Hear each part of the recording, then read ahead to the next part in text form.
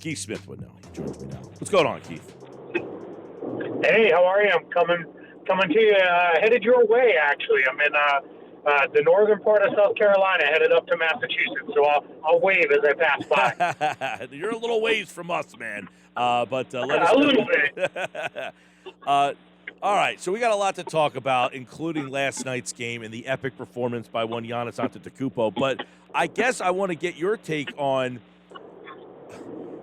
like, what Chris Middleton is doing. Where does that kind of fit into the whole landscape of what happened last night? Yeah, it's that team is built around Giannis, but they're not going to win high level without Chris Middleton being the 1A, the number one offensive creator. And Middleton has really stepped up over the last few games here to really kind of provide Giannis that support that you need. And Middleton's the guy they go to late clock, late game. They're going to give him the ball and basically say, all right, get us a good shot, whether that's him getting it or him creating it for somebody else. Yeah, it's funny because I was comparing earlier, Giannis can score 35 or 40, but it's when he gets them, and it's mostly in the first three quarters. And it's similar to what happens here. Like Joel Embiid can score 38 or 40, but Joel needs the Middleton. He needs that other guy, and that's where Harris, I think, kind of came up a little small, and that's where Middleton is really saving the day. Yeah, absolutely. Yeah, it's hard for a big to be the primary offensive engine at the end of games just because they generally cannot create looks for themselves. They're usually a more dependent player. Now, Giannis can do it a little bit more than most bigs because he can, handle the ball enough to dribble himself into shots, but they play through Middleton at the end because they know more often than not he's going to make the right decision, whether that be, get himself to the basket, get himself to a mid-range shot, or he's going to make a nice pass for somebody else. And you're absolutely right. That's what, Philadelphia is missing a little bit because Harris, he's not always there. There's nights when he looks great, and then there's other nights when he kind of disappears a little bit. And then, of course, we know late in games that has not been Ben Simmons' main role for them, at least the last season and a half or so.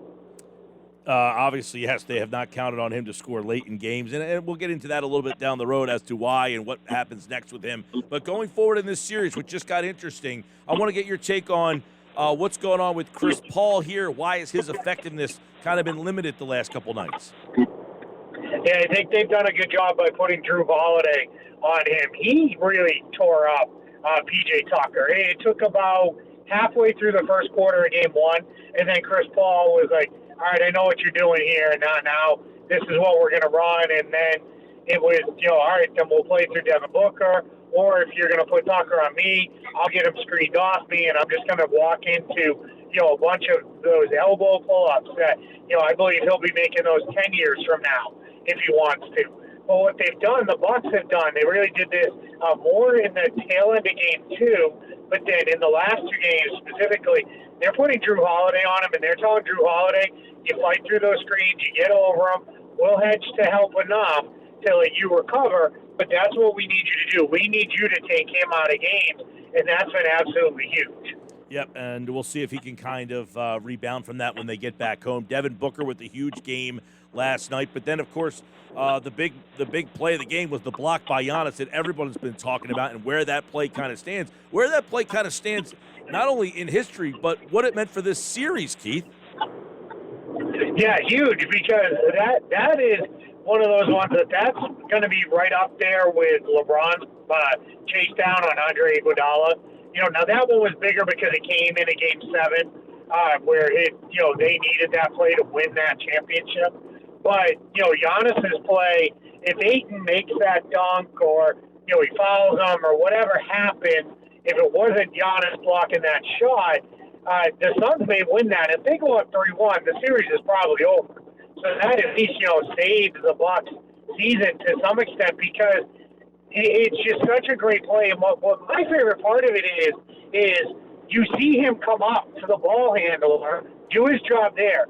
His recovery time in one step back to Ayton at the rim is it's incredible how quickly he got there, blocked that shot, and then got out and ran the floor.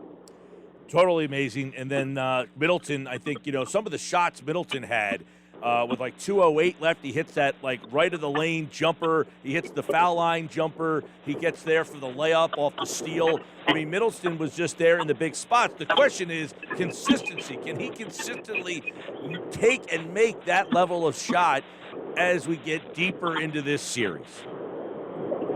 Yeah, that's the challenge a little, is he tends to go missing every once in a while. Now, what the good thing for the Bucks is the Suns don't have a great defender for him because Jay Crowder has to defend Giannis when Giannis is on the court. And then that leaves Mikal Bridges for Middleton.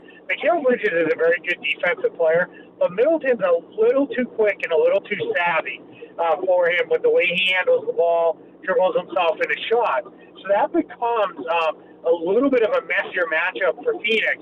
I kind of wonder if they may go to Torrey Craig down the stretch and see if he can do something, because Craig's one of those guys that can walk into a player and really make life difficult. But that involves taking one of your other good players off the court, and that's where it kind of gets hard for Monty Williams.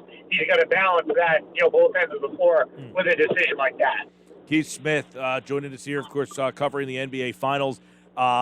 So we got 3 games left. I thought it would be 2-2 when we got back here. Did you see anything from the Bucks that make you feel like you've heard the chants, Bucks in 6? Yeah, I mean, if they win the road game, this next game, Game 5, and go back home, I think they've got a great shot.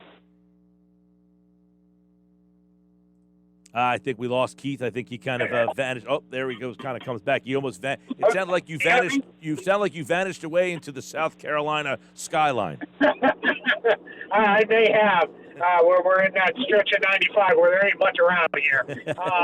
Yeah, no, it's what I was saying is I think if the Bucks win Game 5, then they've got a great shot to close it out in Game 6 at home, because they'll come back home to an absolutely raucous crowd. But I think Phoenix's crowd is going to be loud and lift them in Game 5. I think this one's going 7.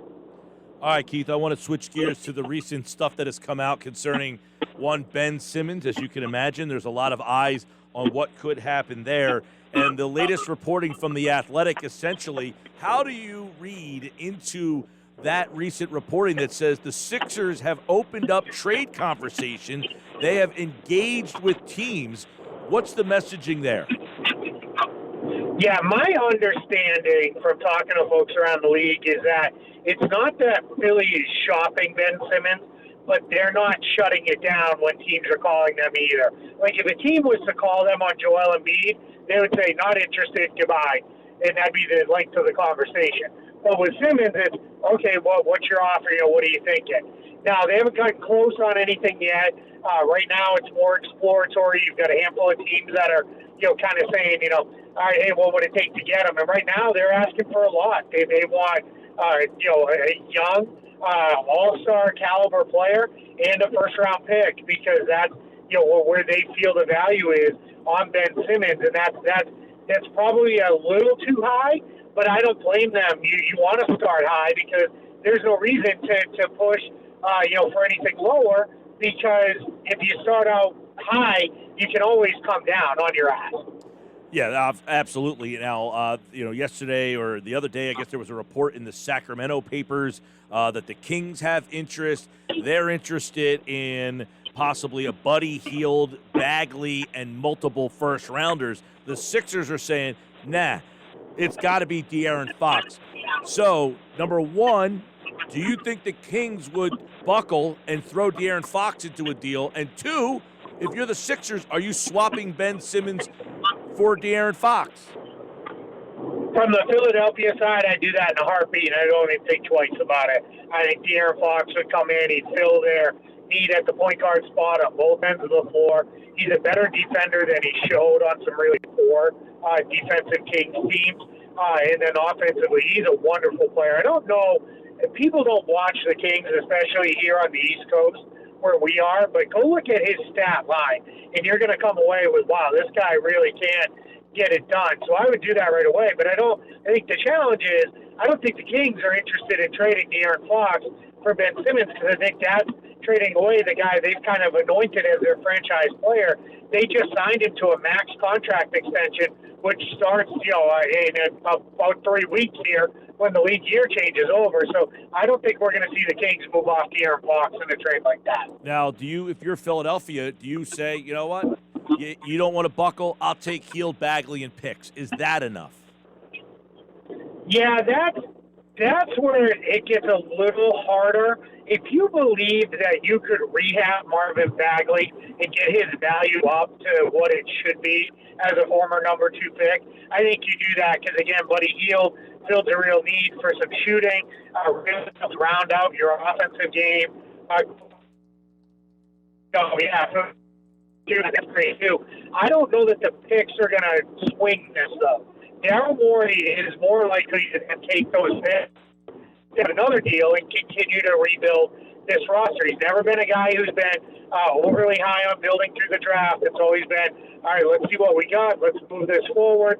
Let's use our draft picks as currency to help go get veterans around our other guys. So, that's okay to me. I would push for, can you get Harrison Barnes and maybe throw another salary back their way in a trade like that? And would something like that work for the Kings? Because then that gives you a ton of depth and really makes you an interesting team. But overall, I think that the more we get deeper into these conversations about Ben Simmons and we're hearing names exchanged or hearing things like that, that becomes a situation where I really start to look at this and think, you know what, they are talking about it, and it probably becomes less and less likely that he does return to Philadelphia. I don't know if you saw the article in the Miami Herald from the Greg Cody podcast, but Israel Gutierrez had some scathing comments regarding Simmons.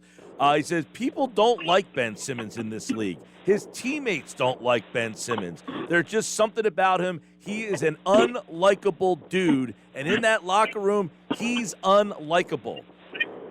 I mean, if you're a GM, are you interested in trading for that? Yeah, I mean, if there's truth to that, and of course, right, that's what teams are doing as part of their evaluation and their research and trading for Ben Simmons is, all right, what is the story with that? Because the answer to your question is no. You don't want anybody like that, in your locker room. That makes a huge mess of things because now you're bringing in a guy who's going to be one of your highest paid players. And if he's just a jerk in the locker room, that makes it really hard on the coach, the front office, and everybody. I would say I would take that with somewhat of a grain of salt because I've heard other people say he's a wonderful teammate, he's a guy who really cares, but he is kind of cliquey. That I have heard that he has guys he likes. But go into any locker room and you're going to find your cliques of players that get along and don't get along. So I just think he's in kind of a spot where it's, hey, this guy was, the guy. He was supposed to come here and be the guy with Embiid that leads us there. Hasn't done it. Hasn't shown a lot of improvement in his game, and that starts to lead into a lot of other questions. Yeah, I know. Yesterday we talked to Michael Lee, who wrote a great piece about Giannis, and that he misses, and that's part of what makes him great. And I asked him whether he thought Ben could kind of follow a similar path, and I guess it is he doesn't have that same inner fire. He doesn't have that inner will because of the fact that it comes so natural. It comes so easy for him. So I guess the question is, can he do it in Philly or can he do it if he goes somewhere else? Like, is he more of a possibility that if he gets a fresh start, you're going to see a different Ben Simmons? Yeah, I think it is more likely we see him blossom with a fresh start somewhere else, where it becomes a situation where Ben Simmons is on another team, maybe in a smaller market with less pressure on him, and we see it all kind of come together for him in the next couple of years, which, that would be extremely unfortunate for the 76ers unless they're able to return a really nice package. Then, you move on and you don't really care. I don't know that it's going to happen in Philly. Just sometimes with these players, there's just too much history to get past because what starts to happen is, all right, he's fouled late in the game in the fourth quarter in a close one, and now he's at the free throw line, and it's all that pressure is weighing on him of every time he's here he misses and those kind of things. So those are the things that I think it might be best for him to go somewhere else, get that fresh start, see if he can become the player we all thought he might have been. Yeah, I know. It's funny because, a lot of people in this market, of course, think this is all he is. You know, what do these NBA people see in him? Why do you NBA people keep saying this is all he is? So is this all Ben Simmons is? Is this all that we'll ever see from him? There's a chance, and that's really unfortunate. And I think the guy who would at least take 12 to 15 foot pull-up jump shots is still in there. I think it's been kind of beaten out of him, whether it's just completely a confidence thing or whatever it is. But you don't go from being a guy who that was a regular shot in his arsenal at LSU, and I watched him play in high school. Down the road from me in Central Florida, Montverde Academy. I watched him play, and I know he was a guy who his game was better than what it looked like as far as being an offensive player, and it just has turned into it's gone now. Now, can he get it back? That becomes a question. Well, guy I covered for the entirety of his career, Rajon Rondo, he never got it back, and that really limited him as a player. He became, more of he's an okay starter, he's a pretty good backup, but when you're paying a guy $30 million and he's, this young in his career, you're hopeful that you're able to get a lot more than that out of him. Yep, I know there's a lot of frustration. People want to trade him for essentially a bag of balls, but it sounds like, as reported by The Athletic, the interest is robust, and they will get a lot of offers. In the end, we'll see if Daryl Morey pulls the trigger. Do you think that's the biggest all-season story? It's definitely the biggest one for Philadelphia. I think we've got a couple other things percolating. We're going to see what happens with the point guard market. There's a handful of really good veteran point guards on the free agent market, so that's up there. Let's see if something happens with Bradley Beal. I think that door is more open than it's been. And I think the kind of overarching bigger story is there's about 10 or 12 teams that are looking at the Suns and the Bucks and saying, why not us? We're not that far away from being them. We can go for this. We can make this happen. And I think you're in a position where we're going to see a bunch of teams really try to load up. And I think the NBA is going to really slot into teams that are fully rebuilding, kind of the Oklahoma City model right now, and teams that are really going for it. And I think we're going to see the league almost split that way. And I think that's a major storyline as we see this and all the trades that could happen and things like that. That's another interesting thing about the whole Ben Simmons thing, because the teams that have been reported by Mark Stein anyway, Indiana, Cleveland, Minnesota, Sacramento, Toronto, they all have something in common to me, Keith. They're all teams that can attract free agents. So it makes sense that they would want to make an offer for Ben Simmons, because how else do they get a superstar level player to go to one of those teams, and if they feel like they can get him on the cheap? So if a trade is made for Ben Simmons, is it more of a business decision than it is a basketball decision for some of these teams? Yeah, there's definitely a little bit in there. When you're a smaller market team that doesn't have a great history in free agency, when you have a chance to trade for a star player, especially one that's under contract for a few more years and is young, you absolutely go and make it happen. And then your hope is, as you flip it forward, is, hey, we got this guy, we helped him rebuild his game. Now does he, factor that in when it's time for a new deal and wants to stay? The other thing that almost all these teams you're hearing comes in common as well is all of them have really good on-ball lead guards already. So what I think you're going to see is teams are looking at Ben Simmons now as, hey, if we can get him and put him into being a secondary, tertiary playmaker, ball handler for us, that's the way to go versus trying to get him and install him as our primary playmaker, because we've seen that just doesn't work right now. Keith Smith, obviously NBA Finals get back in action on Saturday night. It's a 3-game series. How will it play out? By the next time we speak to you, that will be Game 7. Will we get a Game 7, and who will win that? I think we're going to get a Game 7. I waffled before the series, and I picked Bucks in 7 if Giannis was healthy and playing the way he can play, and he's shown that he's certainly doing that. So I'm going to stick with that pick. I'm going to stay with Bucks in 7. Bucks 7, Keith Smith. At Keith Smith NBA. And, of course, the NBA Finals continue on Saturday night in Phoenix here on 97.3 ESPN. All right, Keith, safe driving, man. I appreciate it. Thanks.